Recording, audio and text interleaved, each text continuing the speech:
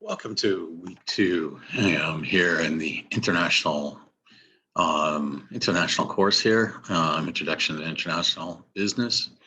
I'm still working through and getting your discussions for last week taken care of. It'll be over the next couple of days. I can do that. But basically, for week two here, what we got coming up is our discussion on Germany, England, and Brexit, and how that is positioned. You also have this video from chapter 3 right here, also another video that I added, which is kind of explains what Brexit is. And then the two interactive quizzes for this week. If you haven't signed into the MindTap yet, I suggest that you go ahead and do that fairly quickly and kind of get rolling on that. We have here chapter 3 that we're going to be talking about here is about talking about regional integration. And I've kind of went ahead and did this a little bit as I'm moving these around. But what I'm doing is kind of giving you a little bit more in depth and a little bit different way of looking at things here as we go forward. So what I'm going to do is after we kind of go over, finish kind of going over this, then I'll actually go through a PowerPoint a little bit with you on some notes and those types of things. So we'll start off with, you've got, we're going to talk about regional integration, which is chapter 3. That's going to talk about the EU, the NAFTA or the USMCA, which is the newer agreement, the ASEAN Pact, which is a trading group that is over in Asia. And then we're going to get into chapter 4 and talk a little bit about the flow of funds and money. And I know you finance majors are all over this, about how you can make money on money, quite literally. So we're going to talk. I also have uploaded a couple of other things here that you would probably kind of find interesting. I have a video on the foreign exchange and how that works, the IMF and the World Bank. I know we kind of touched on those in week 1, but like I said, we're going to continue to talk a little bit about them as we go through here, and then talking a little bit about the currency rate and how that works. These are 3 other videos that are linked out there for you guys to take a look at, along with these other ones here that we talked about for this week on regional integration, which is in addition to the ones here, which are lead here. These two here definitely go towards your discussion. Okay, and then you have 2 quizzes for this week inside the MindTap. So let's take a look now at as I bring this over here. It's kind of taking a look at and I'll release this PowerPoint once I'm done here, so you'll have access to it as well.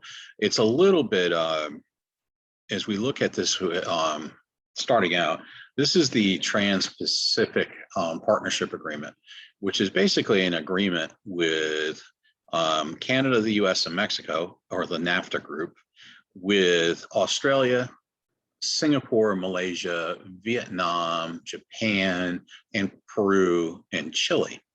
Okay, so basically, which it allows them to do, it's a free trade zone between those countries, as well as New Zealand there. So this is the group here, which allows it to go back and forth fairly free between these countries. And it's part of an agreement that we've had, and President Obama actually revisited it during his tenure. It's actually a fairly positive one for us. It also eliminates, you notice China's not in there, but Vietnam, you'll see a lot of our goods now are produced in Malaysia and Vietnam, as well as Japan, because then they free flow pretty easily into the United States with a minimum number of tariffs and other types of situations. So economic integration is basically what we look at here is the amount of trade and dollars that go back and forth between sets of economies. And you'll see that there's a couple of other ones as we get forward here is take a look at, and we go through the chapter, you'll kind of see how that works. So in this slide here, we're looking at kind of the way there's stages of regional integration. So as we look at how our region becomes integrated within the aspects of trade, you kind of take a look at how it progresses all the way up to where it's a political union. So we have the first part is a free trade area. Typically that is where a lot of our agreements are in the free trade area. So basically, we ship goods to them, they ship goods to us, and we agree that we don't add tariffs or taxes on either end. The customs union is just a little bit more refined in that regards. It's a little broader scope of a free trade aspect, and the comings and goings of a customs union works out pretty well for everybody. Again, it has minimal amounts of tariffs and taxes going either way on the exports or the import side. Now, a common market or a single market is the next step up, where you're kind of dealing in the same market area, kind of like some of the areas in the, for instance, there's a few groups in the Arab countries that kind of work as a common or single market. So they free flow between the countries there. I'm leaving out the EU purposely because we're going to be talking a little bit about that. So they're typically commons or single markets typically are not across large bodies of water. They're typically countries that are next to each other. Southeast Asia, for instance, has a section of some of those countries have a common or single market between them for goods and services. Then you've got into the economic and monetary union, which is definitely where the EU fits in. Also, the old Soviet bloc was in that area, which kind of spans into these next two. So parts of the union or EU are the economic and monetary unions. Okay, so that's the broader agreement between the countries. For instance, they have the same currency, which is obviously the monetary union. They also have free trade borders between all of them. So when you look at the way the EU is structured, and I'm not sure if I pulled that one up, but in your book, you'll see one on, give me 1 second, I got the page open here, where you'll see the EU kind of split up.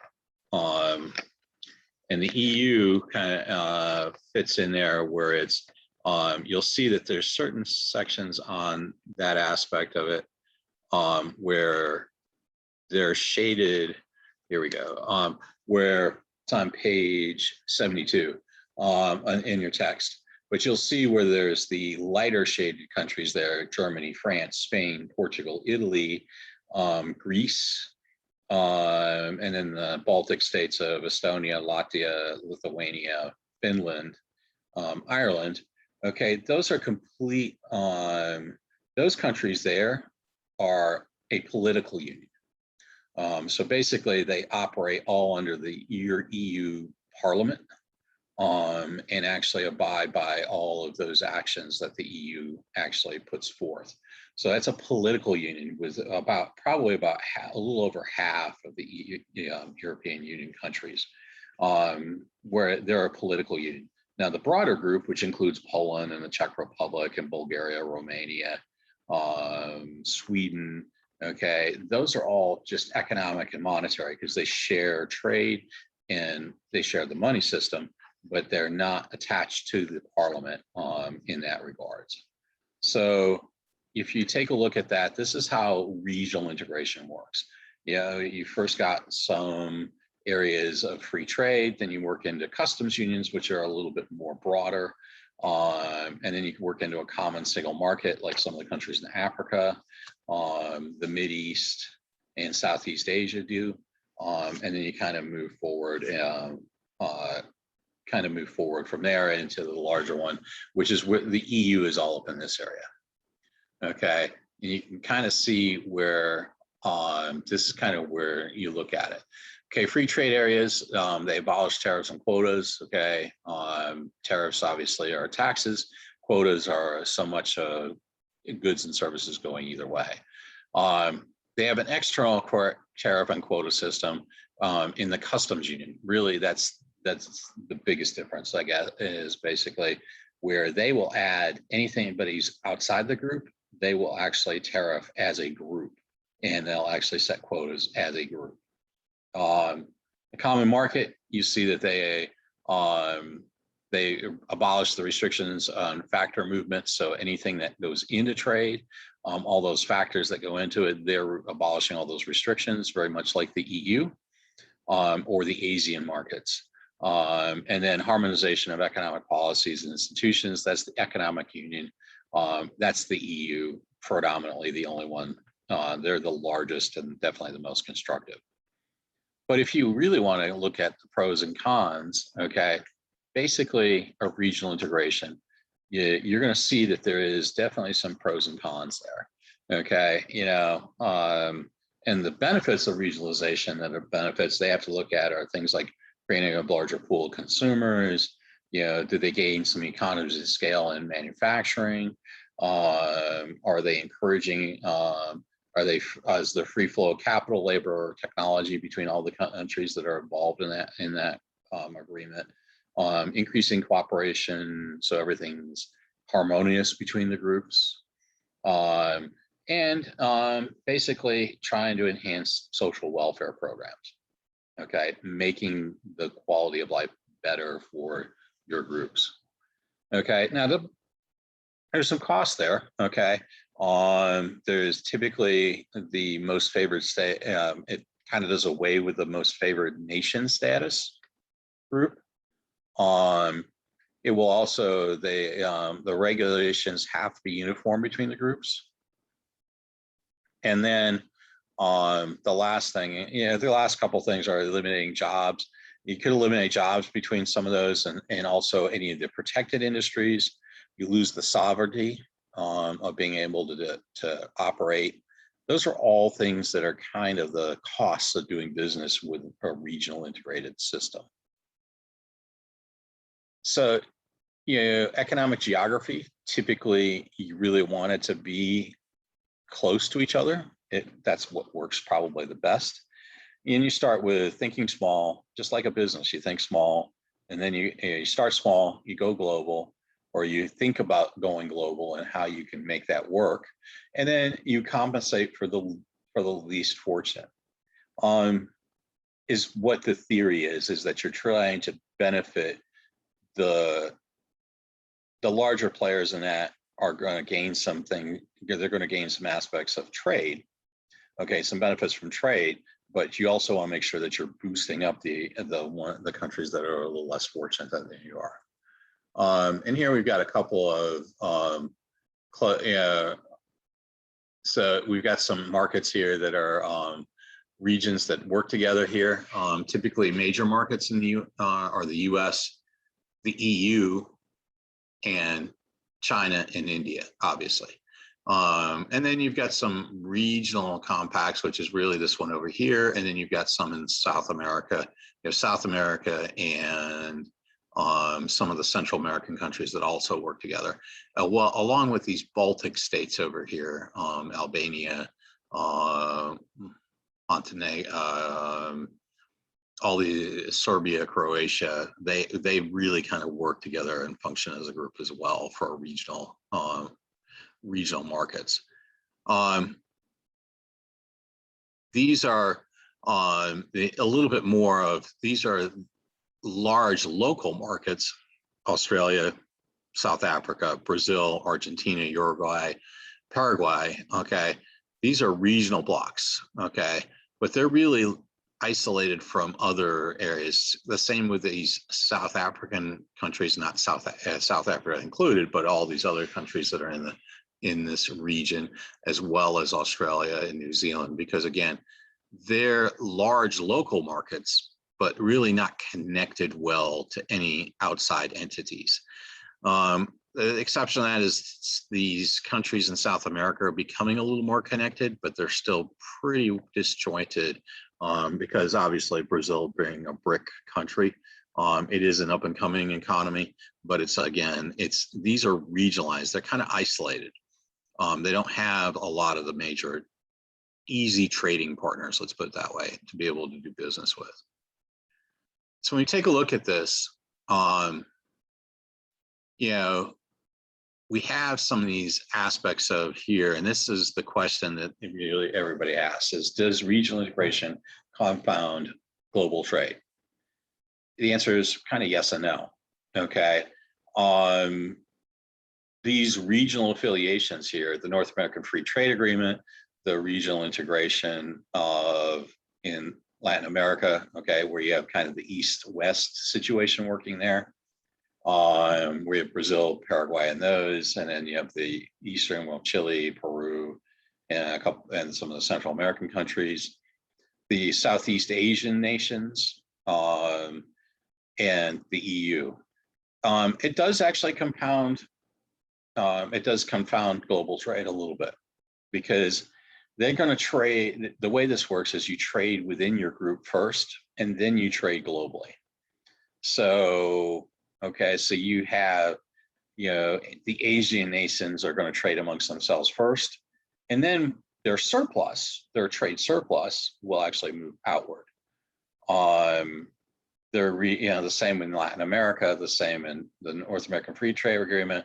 Typically, we work with Canada and Mexico first, and then we go elsewhere. Now, the major players actually, it doesn't have as much of an impact, but it does with some of the other aspects of trading, the other countries, trading with them. So you're going to have a little bit more issues in that regards.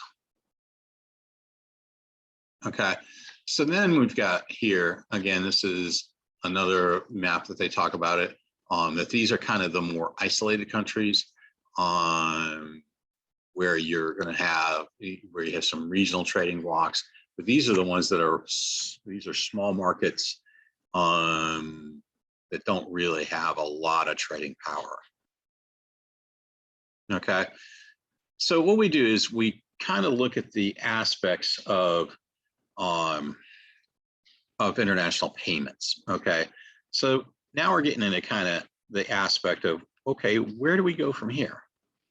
Okay, so you've got these aspects of how we can work out how things are, put together. Okay, so what you've got here is, and the way the balance of international payments is this. Okay, so what you have is the balance of international payments is really what a country, it's an account basically that shows all transactions between a country and the rest of the world for a given period of time. So we take the US, okay, and these are transactions that are goods, services, as well as money for a short period of time. That's in one way or another, they're all factored into the balance of payments.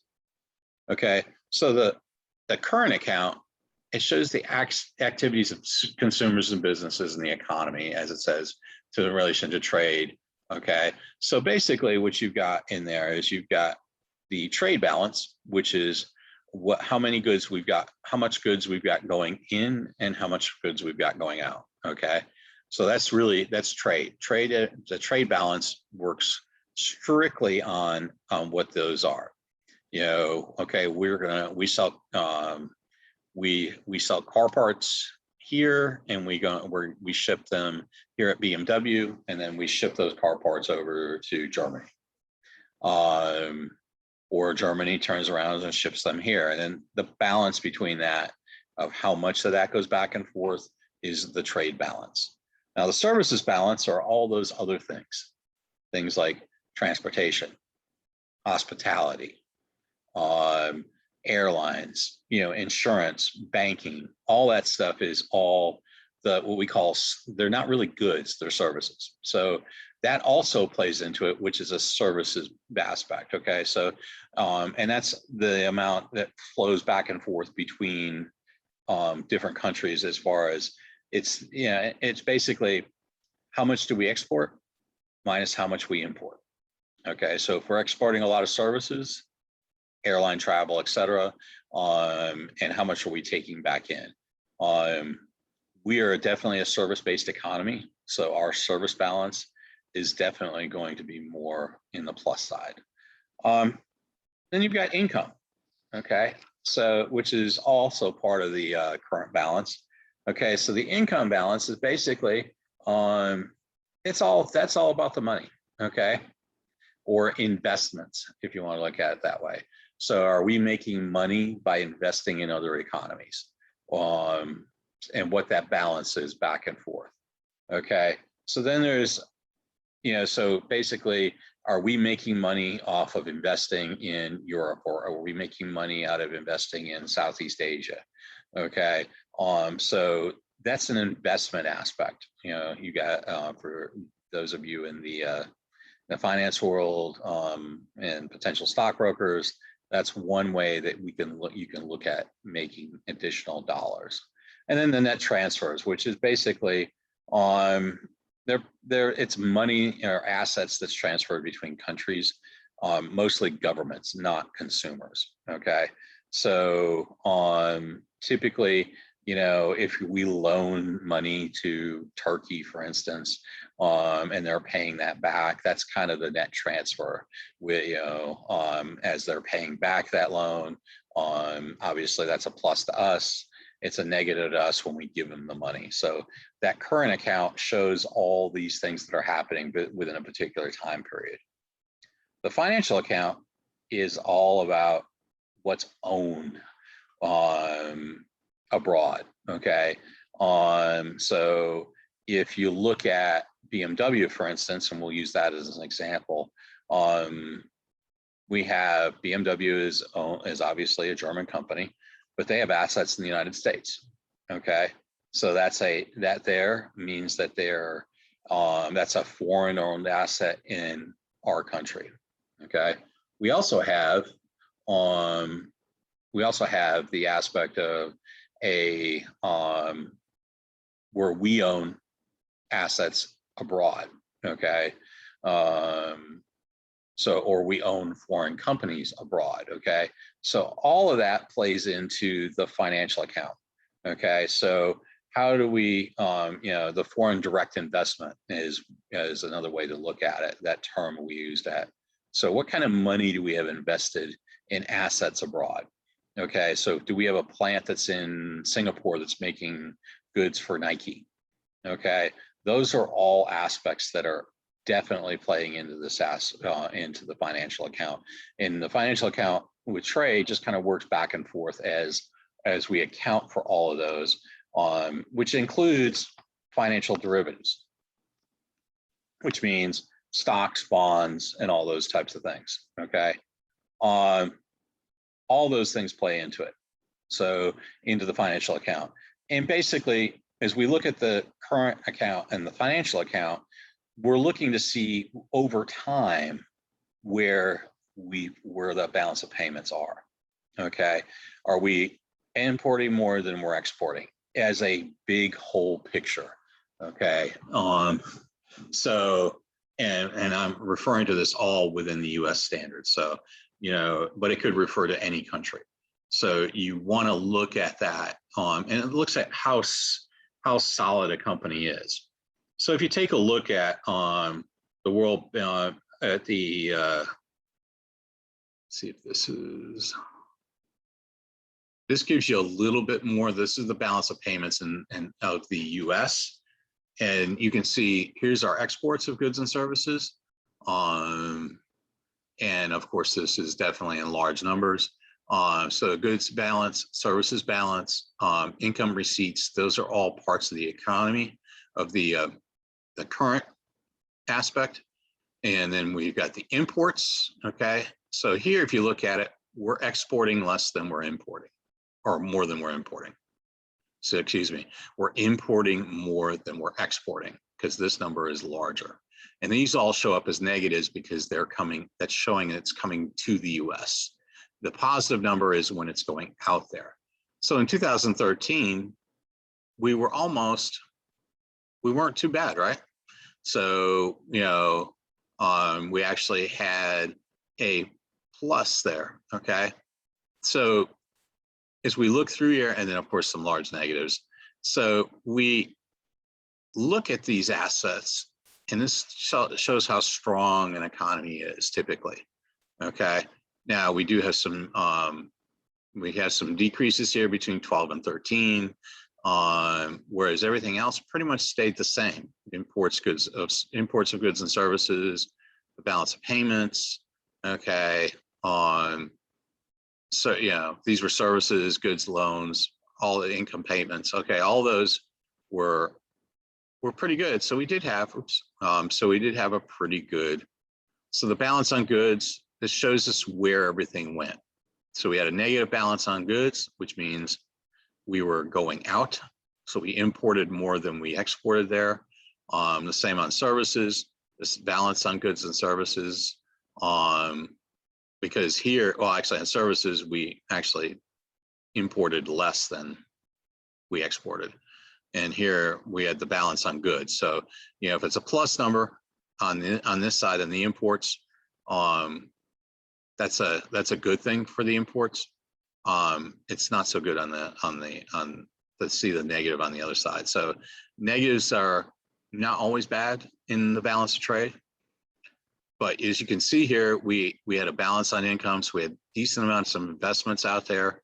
So you've got this whole balance on the account still in the negative.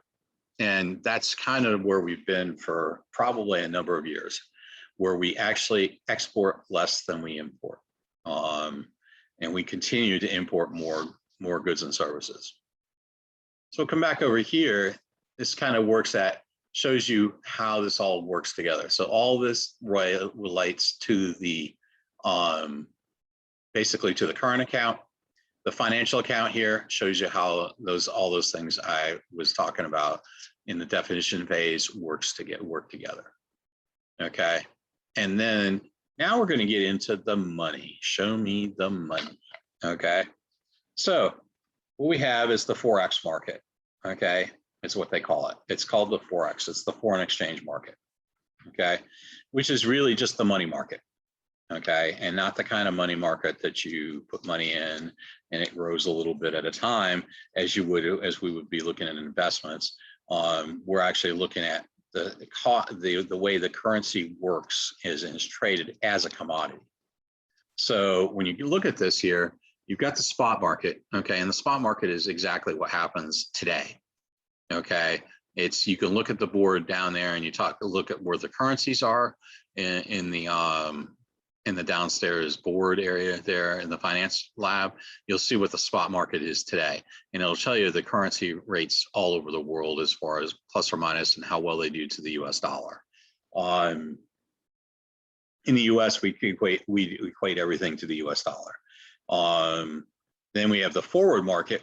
Okay, and the forward market is kind of this other little bit of it allows the purchase of sales of currencies in the future at prices that are known to us. Okay, so basically it's kind of like a set rate, almost like a bond, but not quite. Okay, but basically we're agreeing to buy a certain amount of currency. We can be buying currencies in the forward market, which basically says, okay, we're going to appreciate this currency based on these conditions, kind of like the stocks. Works very much like stocks and bonds. Okay, except this one here is it's kind of like the equation of your rates of return on stocks and bonds versus between stocks and bonds. Okay, bonds are known to be a little bit more stable. So the forward market is known to be the stable of the two. So basically, you're known to buy currencies at a set rate in the future. Okay, now the futures market is kind of exactly what it says. It's the futures market. This is the stocks of money, if you want to look at it compared to the stock market. So the money aspect of this is the futures, which is where you're gambling on what this currency is going to do in 6 months down the road, a year down the road. Okay, so it's just exactly as it says. It's the futures. Okay, now of course there's discounts and premiums that worked in there back and forth on both the forward market and the futures market, but on the futures market is more speculative. Now you can hedge that but you're kind of Yeah, and you can hedge that like a hedge fund would. So when you get into those types of things, we're not really going to take a look at going into so much depth into the foreign markets and the exchange rates, but we are going to do a little calculations and kind of using the calculators just to kind of see how that works coming up. But really, this is just kind of the way and the nuts and bolts and how it works. So this is how the foreign exchange works. Basically, it's not any different than commodities or the stock market. Okay, both of those a little bit different there. Futures, the futures market works very much like the commodities market does. Okay, you're speculating on what goods, in the case of commodities, you're speculating on what the price of pork will be in the future. Okay, and this is what we're doing with money at the same time through these foreign exchange markets. Okay, and these are some terms here that will I want you to kind of be a little bit associated with, and then we're going to talk a little bit about purchase power parity in a minute. So we'll kind of leave those off to one side there. But trading terms typically very much like any of your stocks are. You've got a discount, you've got a premium, you've got a hedge, you've got direct and indirect quotes, a forward rate, the bid-ask spread. Okay, so that's kind of again all very close to the stock market. And then you've got also the currency aspect of this, which is dollarization. Typically, we have three terms there: dollarization, hard currency, soft currency. Okay. Soft currencies are those currencies that don't really have, that can't be valued on their own merit, is the way I'll put that. So in other words, if you've got the renminbi in India is a poor choice, but if you've got, for instance, the Colombian peso, okay, is a soft currency, which means it does not stand on its own or for the ability to be valued as a currency. Okay, so it has to be valued to somewhere else, okay, to another currency to establish how many pesos it's worth and how that money is valued. Whereas hard currencies are valued unto themselves, okay? The euro, there's really 7 basic ones. The euro, the Chinese yuan, the Japanese yen, the Australian pound, the English pound, the euro, and then the US dollar. Okay, so those are what they call the hard currencies. So they stand on their own as far as that goes. And dollarization is just the term that we talk about when we're comparing anything to the US dollar, which we do here quite a bit. Okay, so we're going to kind of looking at purchase power parity. Okay, so purchase power parity, we kind of started to talk a little bit about this last week. Purchase power parity is really theoretically what the goods and services would be abroad. Okay, so if what you're paying for a haircut here should be about what you would be paying for a haircut in Albania, in the Czech Republic, in Switzerland. Okay, given after you've balanced out the aspect of the money. Okay, but it should roughly be the same. Now, studies have shown really with purchase power parity, and the Big Mac index is another one because you're comparing the price of a Big Mac across the world, is that it holds up, purchase power parity holds up in the long run. So there is parity or equality between goods and services over the long run. But for shorter periods, it's not such a guaranteed thing. Okay, for countries with little difference in inflation rates, okay, purchase power parity does not reliably, as it says here, explain exchange rates. Okay, so if there's So basically, if the rate of inflation is the same in US, which in economic terms is that that percentage that goods and services go up, okay, over time. So we talk a little bit about inflation, especially now when we're talking about the budget, where the government's spending all this money. Okay, when they spend all this money, then the cost for doing business rises, and that cost basically is inflation, because they're flooding all these socialized programs, and they're hoping that it will generate regular business and not inflation. But we've had periods of where inflation has been extremely high for a number of reasons. Okay, so inflation is just that arbitrary figure as we continue to, it causes everything in the economy to go up. Okay, so things cost more. Okay, so basically purchasing power parity works for countries that have little differences in inflation, or their inflation rates are about the same. So they're growing about the same amount of time.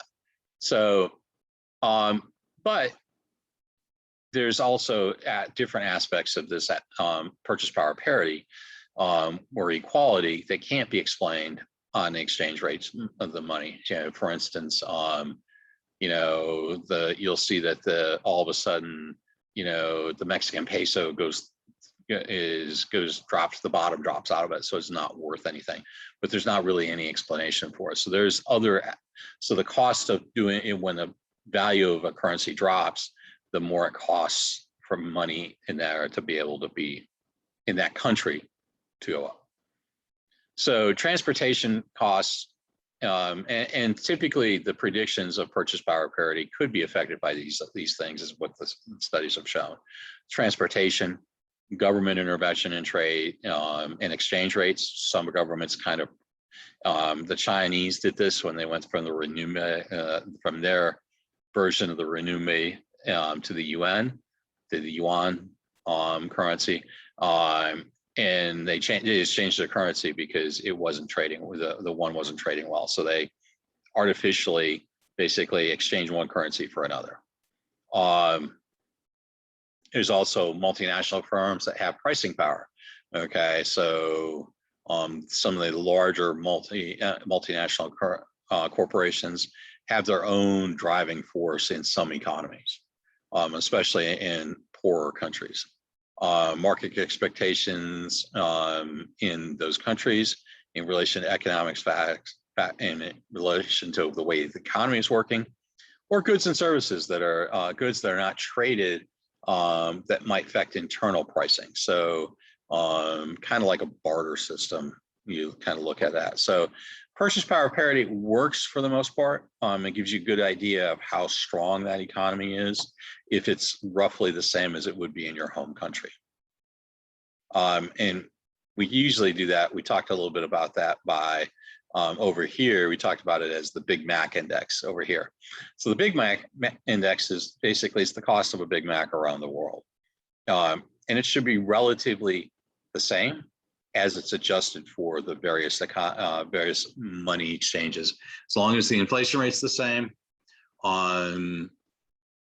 Now I can say it's not the same around the world, and a lot of that's because there's a lot more business aspects that kind of play into that. Wages are different there than they are here. That's a big one, where the cost of labor in Europe, for instance, is much higher than it is here in the US.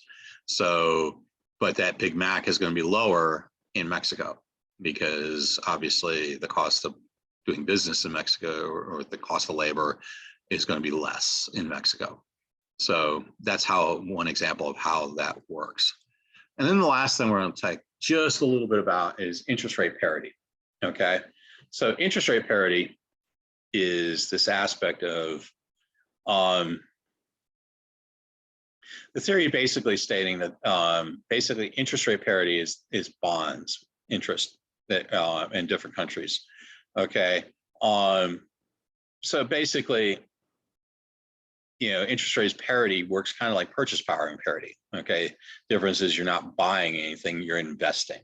Okay, so they're investing in the rate. So if you bought a similar bond here in the US and a similar bond in Europe, other things being the same, then they should actually yield the same return of interest. Okay. And then you've got the covered interest parity, okay, which is the principle implying that they're working the exchange rate to their advantage. Okay, so they're using the exchange rate to cover any fluctuations in those bonds. Okay, or they're using the exchange rate to make that equal. Okay, so they're covering that interest rate parity. They're the difference in cost between those two. The uncovered interest rate parity is the one that's basically, that's kind of a free open market. Okay. So they're going to be different, basically, where so they're hoping to, you're hoping to make money on it, but it's not going to be covered. Whereas typically in the calculation of a covered interest parity, they're actually factoring in the exchange rate and the spot exchange rate. So what it is today and what it is in the future, those two things are actually factored in to cover any difference in value of the interest rate. And then the uncovered one is obviously the opposite of that, where basically that they're going to be, that those are going to be different, that it's going to be higher or lower than what is expected, and they're not factoring that in when they actually calculate that interest and back and forth between countries. This is where things get a little bit dicey and a little bit more technical, and I know this is a lot of terms real quickly. I would say this is probably the tougher part of the course. These 2 weeks here are going to be the tougher parts because it's a lot of finance terms and a lot of financial concepts. So if you don't understand something that I've covered here, you can't get it in the book, feel free to reach out and I'll be glad to set up a little bit of a Zoom meeting and we can kind of put things together. But if there's a lot of interest in it, then what we'll do is I might just do one quick session. I can set up an hour where we can all get online and kind of talk through this. Again, if you need anything else, please feel free to reach out.